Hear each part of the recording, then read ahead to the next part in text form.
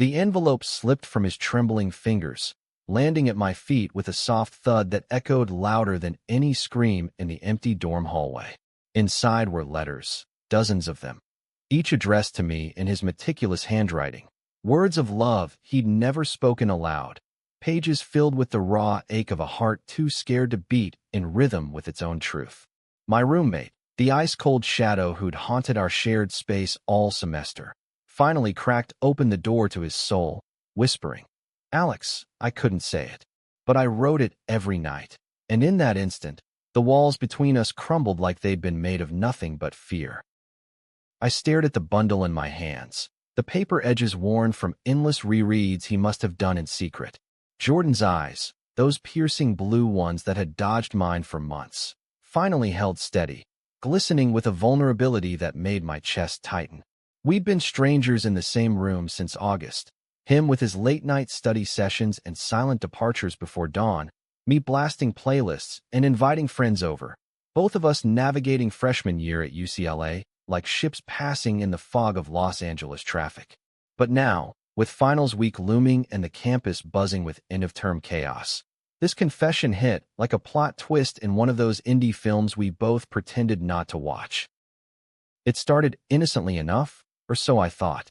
Move-in day had been a whirlwind, parents hovering, boxes everywhere, the faint smell of fresh paint masking the underlying scent of freedom. Jordan arrived last, his beat-up Honda Civic packed to the brim with neatly labeled crates, his mom fussing over the creases in his button-down shirt while his dad clapped him on the back with that gruff, "Make us proud," son vibe. He was tall, broad-shouldered from high school soccer, with a jawline that could cut glass and hair that fell just messy enough to look effortless. I introduced myself with a grin, extending a hand sticky from assembling my IKEA desk. "Alex Rivera, future film major, current king of bad puns." "You." "Jordan Hale," he replied, his grip firm but his smile fleeting, like a camera flash. "Engineering. Let's keep it low-key, yeah?" That was our first red flag, but I chalked it up to nerves. Everyone was on edge that day, the heat wave making the air shimmer, upperclassmen yelling directions from the quad, the distant hum of the 405 freeway reminding us we were in the heart of LA, where dreams collided as often as traffic jams. The first week blurred into orientation mixers and syllabus shocks. I dove in head first, joining the Queer Alliance Club, where rainbows weren't just flags but lifelines, hitting up coffee trucks on Bruin Walk for overpriced lattes with my new friend Mia, a theater kid with a laugh like fireworks. Jordan, though? He vanished into his routine like a ghost. Mornings, I'd wake to his side of the room already stripped bare, bed made with military precision, backpack gone, a faint whiff of his cedar cologne lingering like an apology. Nights, he'd slip in after I'd crashed, the door clicking shut so softly it might as well have been a sigh. I tried bridging the gap. "Hey, want to grab tacos at the truck by Powell Library?" My treat. He'd mumble something about a group project, eyes glued to his laptop screen, fingers flying over keys like they were escaping something. Once, during a rare overlap, when we were both eating ramen at our desks, I asked about his hometown. "Small town outside Seattle," he said, poking at his noodles. "Rainy. Quiet." I shared my own story, growing up in East LA, coming out at 15 to a mom who baked extra empanadas that night, and a dad who just nodded and said, "You're still my kid." He listened, nodding politely, but his shoulders stayed hunched, like the weight of unspoken words was crushing him. By mid-September, the avoidance felt personal. I'd catch him glancing my way when he thought I wasn't looking, quick flickers of something unreadable. Then he'd bolt, grabbing his gym bag for runs along the Westwood streets at odd hours. Our room became a battlefield of unspoken territories, my side cluttered with scripts and pride stickers, his a fortress of textbooks and a single photo of his family, all smiles under gray skies. Mia noticed during one of our late-night vents over FaceTime. "Dude sounds repressed. Or allergic to fun. Either way, give him space. LA's big enough for both of you." But space bred resentment. October brought midterms, and the stress amplified everything. I flunked a screenwriting quiz, drowned my sorrows at a queer bar off-campus with thumping bass and rainbow lights, stumbling back at 2 a.m. to find Jordan wide awake, sitting ramrod straight on his bed. "Rough night?" he asked, voice clipped, not looking up from his notes. You reek of regret. It stung, that judgment from someone who'd barely strung 5 sentences together with me. Yeah, well, some of us actually live, I shot back, slamming the door to the bathroom. The silence after was thicker than the fog rolling in from the Pacific. Friends started asking questions. At a bonfire party on the beach in Santa Monica, waves crashing, bonfire sparks dancing like fireflies, my buddy Tyler from the film club nudged me. "Your roommate's a myth, man. Does he even exist?" I laughed it off, but inside it gnawed. Jordan's absence wasn't just physical. It was a void that made me question my own energy. Was I too much? Too out? Too loud in a world that still whispered slurs in dark corners? I'd scroll through Grindr late at night, swiping left on profiles that felt hollow, wondering if vulnerability was a luxury I couldn't afford with him watching, or not watching, from across the room. November arrived with Thanksgiving breaks looming, and the campus turned festive despite the underlying dread of family reunions. I planned to stay in LA, binge Netflix with Mia and Tyler, maybe hit up the LA Pride archives for research. Jordan? He packed early, his duffel zipped with finality. "Heading home," he said, the first full sentence in weeks. Our eyes met for a beat, his stormy, mine searching, and I almost asked why he hated us. But he was gone before the words formed, leaving behind a chill that seeped into the walls. Alone in the dorm, I rearranged furniture, blasted Hosier until the speakers buzzed, tried to reclaim the space. That's when I found it, tucked under his mattress, half buried in a forgotten sock drawer, a single envelope. Sealed, my name scrawled in his hand. Heart pounding, I hesitated, privacy, boundaries, but curiosity won. I slid it open. "Alex," it began, "if you're reading this," I failed at keeping it hidden. "Your laugh echoes in my head like a song I can't unhear. The way you light up when you talk about stories, about fighting for what's right.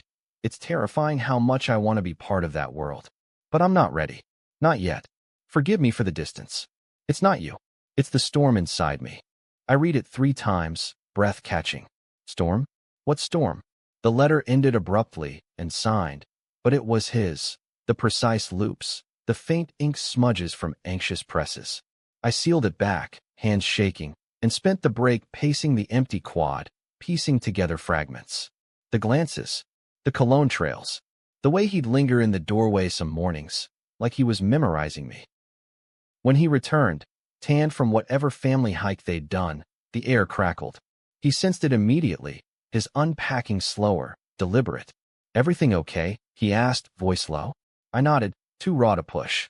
But that night, as rain pattered against the window, a rare LA, a storm mirroring his words, I lay awake, staring at the ceiling cracks, wondering how many more letters hid in his shadows. December crept in with holiday lights strung across Royce Hall, the scent of pine from pop-up trees mingling with espresso from the carts. Finals loomed like guillotines, and I buried myself in edits for my short film project, a queer coming-of-age tale that now felt too on the nose. Jordan's schedule mirrored mine. Library marathons until the wee hours, shared microwave meals that tasted like ash under fluorescent lights. We talked, haltingly, about classes, the ridiculousness of LA traffic, his unexpected love for old-school hip-hop. Progress, fragile as frost. Then came the party. Tyler's end-of-semester bash at his off-campus apartment in Venice, the kind where fairy lights twinkled against graffiti walls and laughter drowned out the ocean roar. I invited Jordan on a whim, half expecting the dodge. "Sure," he said, surprising us both. "Might be fun." The night unfolded in waves. Cheap beer flowing, Mia belting karaoke to Chapel Roan, bodies swaying under strobe lights. I danced with a cute guy from the lit department, light and fleeting, but my eyes kept finding Jordan in the corners, nursing a soda, conversations flickering around him like moths. He looked good, relaxed in a black tee that hugged his frame, but his gaze on me burned, intense and unblinking. Around midnight, the group thinned, spilling onto the balcony for fresh air. I stepped out for a smoke, bad habit from stressed writers, and there he was, leaning on the railing, city lights reflecting in his eyes. "Having fun?" I asked, lighting up. He nodded. Then, "You always do." "It's inspiring." The word hung, heavy. I exhaled smoke, watching it curl into the night. You could join in, you know. The world's not gonna bite. His laugh was bitter, self-deprecating. Mine might. Before I could probe, Tyler yelled for a group photo, pulling us inside. In the crush, our shoulders brushed, electric, and for a second, his hand steadied on my arm, warm and grounding. Later, as we piled into an Uber back to campus, rain slicking the streets, he sat close, thigh pressing mine accidentally on purpose. The silence was charged, pregnant with unsaid things. Back in the dorm, soaked and buzzing, I stripped to dry clothes while he showered. When he emerged, towel around his waist, steam curling, our eyes locked in the mirror's reflection. "Alex," he started, voice rough. About the letter, my heart stopped. He knew I'd found it. Panic flashed, but then resolve. I didn't mean to snoop. It fell out. I'm glad I did. He crossed the room in 2 strides, water droplets tracing paths down his chest, but it wasn't lust in his eyes. It was desperation, the kind that comes from cliff's edges. "There's more," he said, rummaging in his drawer, pulling out the stack. "I wrote them instead of talking. Because talking means admitting it, to you, to me, that I like you. More than like. And it scares the hell out of me." The words tumbled then, a dam breaking. His small-town upbringing, the church sermons that branded love like his a sin, the brother who'd come out and been disowned, whispers in locker rooms that followed him to college. I thought distance would kill it. He confessed, sinking onto his bed, letters clutched like lifelines. But it grew. "Every time you smiled at someone else, it twisted me up. I'm sorry for being cold, for making you think it was hate." Tears pricked my eyes, not from pity, but recognition. I'd been there, the fear of rejection mirroring my own teen years. "Jordan," I whispered, sitting beside him, our knees touching. "It's not a storm. It's a wave, and we can ride it." He looked up, broken open, and in that gaze, I saw the boy behind the walls, tender, fierce, aching for connection. We didn't kiss that night, too raw, too new. Instead, we talked until dawn, letters spread between us like a map to buried treasures. He read one aloud, voice cracking on lines about my fierce heart that fights for the forgotten. And I shared stories of my own doubts, the grinder ghosts that paled next to real vulnerability. By sunrise, the room felt ours, not divided. Coffee brewing, laughter tentative but real. But dawn brought reality. A text from his mom. "Home for holidays?" Dad's asking. His face fell, the weight returning. "I can't tell them yet," he admitted. "Not like this." I nodded, squeezing his hand. "Then we don't. We build slow. Like a script, Act 1, setup." The semester ended in a haze of exams and goodbyes. I hugged Mia and Tyler, promising beach days in the new year. Jordan and I parted with a lingering hug in the parking lot, his car idling under palm trees. "Write me, for real this time," I said, slipping him my number on a torn script page. He smiled, genuine. Every day. Winter break stretched, LA's mild chillabomb. I worked retail at a bookstore in Silver Lake, shelving queer lit between shifts, heart lighter despite the distance. Texts came sporadic at first. Jordan's "survived family dinner." "Thought of you during Grace." Then daily, photos of rainy Seattle streets, memes about engineering fails, confessions in fragments. "Miss your chaos." Mia grilled me over tacos. "Spill." "The Ice King's melting." I grinned, showing her a letter he'd mailed. Yes, actual mail, pages of poetry disguised as prose. "It's thawing, but there's more under the surface. Prejudices, family stuff. It's gonna be messy." She raised her glass. Messy is where the good stories live. January roared back with a vengeance. New classes, resolutions fraying like cheap yarn. Jordan returned changed, still cautious, but with sparks of fire. We studied together now, knees bumping under the desk, his hand brushing mine during note passes that lingered. The Queer Alliance meeting he attended with me?